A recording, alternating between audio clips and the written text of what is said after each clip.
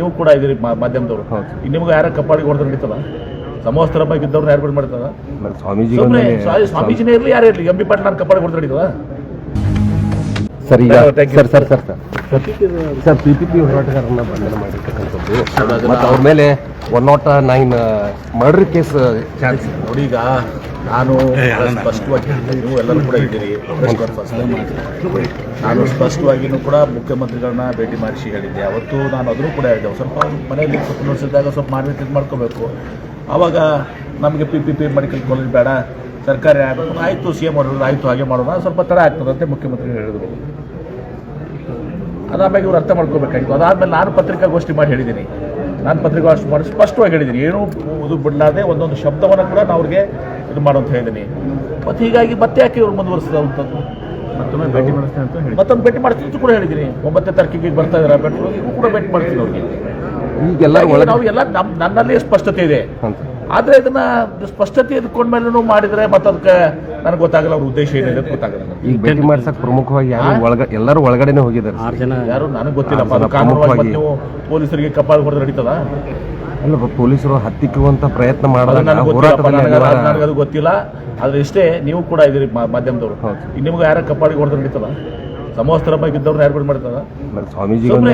ಸ್ವಾಮೀಜಿನೇ ಇರಲಿ ಯಾರೇ ಇರಲಿ, ಎಂ ಬಿ ಪಾಟೀಲ್ ನಾನು ಕಪಾಳಿಗೆ ಹೊಡೆದ್ರೆ ನಡೀತದ? ಯಾರು ಪೊಲೀಸ್ ಆಸ್ಪತ್ರೆ ಹೊಡೆದು ನಡೀತದ? ಅದೇನಾಗಿದೆ ನನಗೆ ಗೊತ್ತಿಲ್ಲ. ಅದು ಆ ವಿಚಾರದಲ್ಲಿ ಇವತ್ತು ಸಹ ಜಿಲ್ಲಾ ಆಡಳಿತ ವಿಶೇಷ ಪೊಲೀಸ್ ವರಿಷ್ಠಾಧಿಕಾರಿ ಅವ್ರ ಮೇಲೆ ಕ್ರಮ ತೆಗೆದುಕೊಳ್ಳಿ ಪ್ರಶ್ನೆ ಅದು ಅಲ್ಲ ಸರ್. ಚರ್ಚೆ ಟೆಂಟ್ ಕಿಚ್ಚಿದ್ದಾರೆ ಸರ್ ಹೋರಾಟಗಾರರು.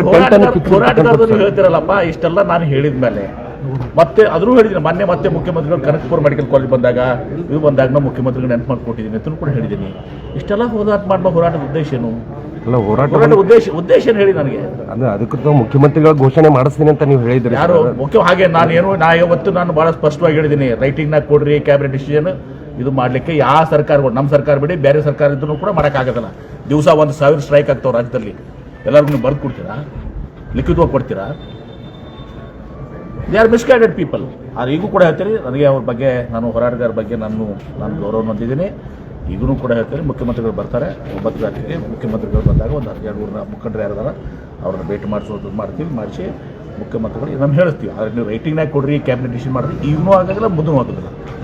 ಮಾಡಿಸುವಂಥದ್ದು ಹೇಳಿದ ಮೇಲೆ ವಿಶ್ವಾಸ ಇರಬೇಕು, ನಂಬಿಕೆ ಇರಬೇಕಾಗ್ತದೆ. ಮುಖ್ಯಮಂತ್ರಿಯಿಂದ ಘೋಷಣೆ ಆಗ್ತದೆ ಅಂತ ಮುಖ್ಯಮಂತ್ರಿಗಳು ಹೇಳ್ತಾರೆ, ಇಲ್ಲಪ್ಪ ನಾವು PPP ಮಾಡಲ್ಲ, ಸರ್ಕಾರ ಮಾಡ್ತೀವಿ, ಹಣಕಾಸಿನ ಲಭ್ಯತೆ ನೋಡ್ಕೊಂಡು ನಾವು ಮಾಡ್ತೀವಿ ಅಂತ ಆಯ್ತಲ್ಲ. ಅವ್ರ ಮೇಲೆ ಪ್ರಕರಣ ದಾಖಲಾಗಿದೆ ಸರ್. ನಾನು ಕೋರ್ಟ್ ಇದರಿಂದ ನಾನು ಎಷ್ಟೋ ಜೊತೆ ಮಾತನಾಡ್ತೇನೆ. ಇವತ್ತು ನನಗೆ ಪ್ರೊಸೆಸ್ ಇರ್ತದೆ, ಮೋಸ್ಟ್ಲಿ ಕಾನೂನಾತ್ಮಕ ಪ್ರೊಸೆಸ್ ಇರ್ತದೆ. ಆ ಪ್ರೊಸೆಸ್ನಲ್ಲಿ ಸಹ ಅವ್ರಿಗೂ ಕೂಡ ಏನು ಸಹಾಯ ಮಾಡೋಣ. ಅದು ಅವರು ಕೂಡ ಯಾರು ಕಪಾಳ ಕೊಡ್ತಿದಾರಲ್ಲ, ಅವರು ಕೂಡ ಕ್ಷಮೆ ಕೇಳಬೇಕಾಗ್ತದೆ ಅವರ ಅಧಿಕಾರಿಗೆ. ಈಗ ಸಮವಸ್ತ್ರದ ಮೇಲೆ ಕೈ ಮಾಡೋದು ಭಾಳ ದೊಡ್ಡ ಅಪರಾಧ. ಕೂಡ MB ಪಾಟೀಲ್ ಮಾಡಿದ್ರು ಕೂಡ ತಪ್ಪೇ, ನಾನು ಮಾಡಿದ್ರು ತಪ್ಪೇ ಅದು.